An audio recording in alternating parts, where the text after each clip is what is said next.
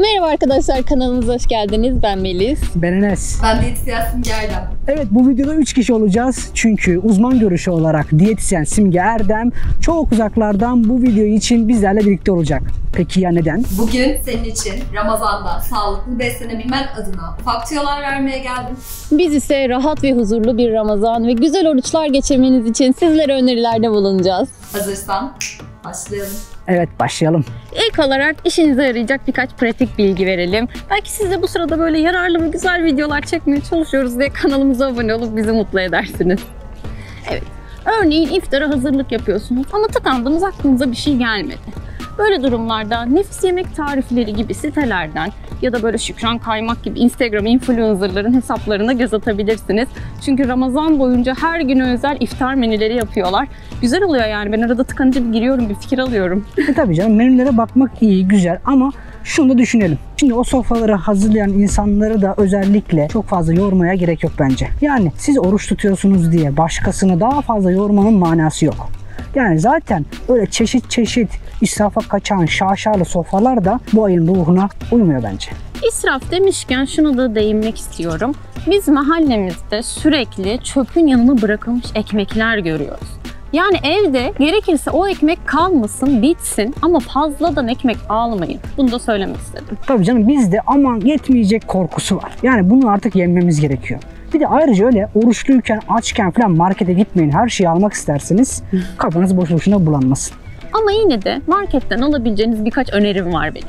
Mesela tam iftar hazırlığı yapıyorsunuz ama hasta oldunuz ya da ne bileyim çöp bitti ki hep böyle zamansız biter bu çöp zaten. Ne yapacaksınız? Bu gibi durumlar için evde hazırda böyle konserve ton balığı bulundurabilirsiniz bence. Böyle ekmeğinin, pidenin arasına koyarsınız, mis gibi de doyarsınız. Peki ideal, sağlıklı iftar nasıl olmalı? İftar yemeğinde hamurlu, yağlı, kızartmalı, soslu yiyecekler yerine sulu ana yemekleri, zeytinyağlı sebzeleri, mezeleri tercih edebilirsin. Uzun süreli midenin aç kalmasından sonra sulu ana yemek tüketimleri bağırsak sağlığın için de önemli. Abi diyetisyen insanın karnını acıktırır mı ya? Canım böyle zeytinyağlı sulu bir yemek çekti. Şimdi ne olduğunu söylemeyeceğim tabii Senin ki de. acıkasın varmış ya. Olabilir. Neyse. Peki Simgeciğim, bu güzel yemeklerden sonra Ramazan ayında bize nasıl bir tatlı önerirsin? Burada tüketeceğin tatlının şerbetli tatlılar olması yerine özellikle geleneksel bir güllaç tarzında bir sütlü tatlı olabilir. Kazandibi, spangle, keşkül tarzında sütlü tatlılar olabilir. Bu şekilde tercih edilmesi önemli. Ramazan gelince bazı hastalarımız ve yaşlılarımız birer cengavere dönüşüp inatla oruç tutmak isteyebiliyorlar. Allah kabul etsin ama şunu da söyleyelim. Allah hasta, gücü yetmeyen insanlara veya emziren, hamile veya özel günündeki kadınlara oruç tutmama ruhsatı vermiştir. Ve Allah size verdiği o ruhsatları kullanmanızdan ancak memnun olacaktır. Bir de ayrıca hastasınız ve artık bu hastalık sizin ömrünüz boyunca sizinle beraber kalacak.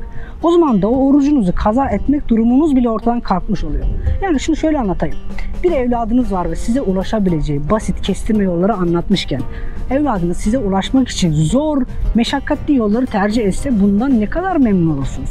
Evet, Allah bize birçok ruhsat vermiş ve bu ruhsatları kullanmakta fayda var. Evet, ayrıca oruç tutuyorken tutamayacak duruma gelmişseniz de o orucu artık açmanız farz olabilir. Yani orucu bozmanız gerekebilir. Orucu bozmak deyince aklıma bir anım geldi, onu anlatayım. Şimdi o zamanlar üniversitedeyim, bir organizasyonun sonuna gelmişiz, kutlamalar falan yapılacak. Ya ben oruçluyum ama şöyle dedim bir bakayım etrafta neler var neler yok. Bir baktım oruçlu olduğunu bildiğim bir araştırma görevlisi hocamız hastayı getiriyor. Ama hocam dedim ya sen oruçlu değil miydin? Aa dedi, ben oruçluydum, unuttum.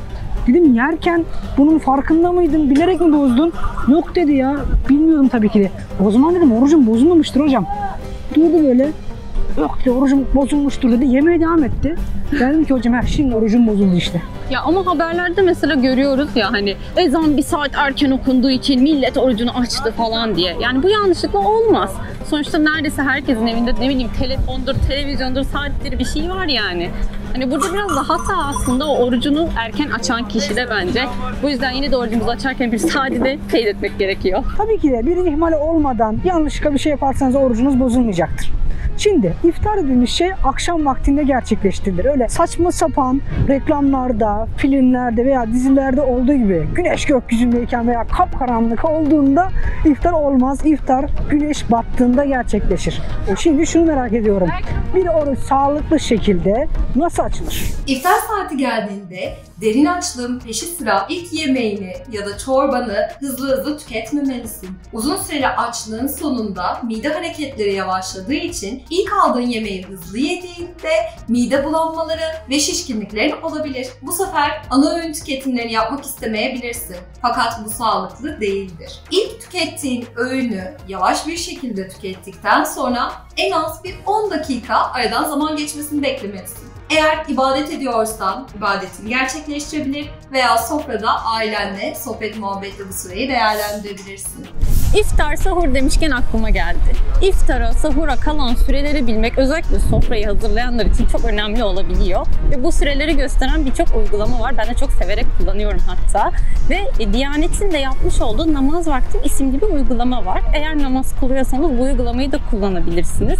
Çünkü tüm vakitlere kalan süreleri gösteriyor. Hatta alarm da kurabiliyorsunuz ve ek olarak hem kıbleyi hem de size en yakın camileri bulabiliyorsunuz uygulamada.